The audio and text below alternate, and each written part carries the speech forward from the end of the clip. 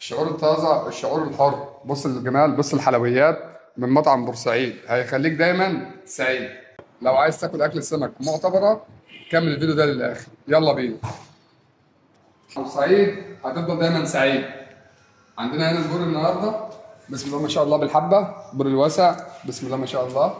بص السمك عامل ازاي، بص العسل. عندنا كمان البور المبطرخ ب3 في الكيلو بالحبه، بص البطروخ. القرص القشطه وشارب قشطه، بص الجمال عامل ازاي. تقطع جزل مالي، تقطع جزل مشوي، تتفتح سنجاري، صينيه بيضه بالكريمه، صينيه حمراء بالصلصه، زيت وليمون على الفحم، شغال يبقى عليك وعلى اللوت. بص اللوت عامل ازاي، لوت محترم، لوت بحر.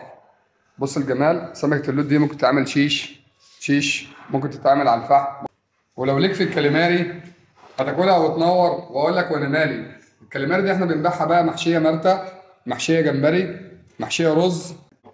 اسماك بورسعيد عندها مش بلطي، عندها الامور. بص الجمال، بص الحلاوه. السمكه بتتكلم عن نفسها، البلطي معشوق الجماهير، احلى سمكه بلطي ممكن تاكلها. ولو ليك في دنيس يبقى لازم تاكل وتهيس. دنيس بورسعيد احلى دنيس ممكن تاكله. ولو عايز في الاكل تدوس يبقى يلا بينا على القاروص. شوف القاروصيه عامله ازاي، بسم الله ما شاء الله. القاروص من احلى سمك ممكن تاكله في البحر الابيض. القاروصيه دي ممكن تتعمل سنجاري على الفحم، وبتتعمل مقلي جزل، وبتتعمل مشوي.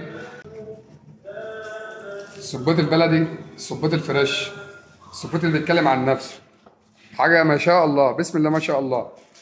مطعم بورسعيد بيقدم لك كل الاسماك الفريش كل يوم طازه، واحنا في انتظاركم ويلا بينا.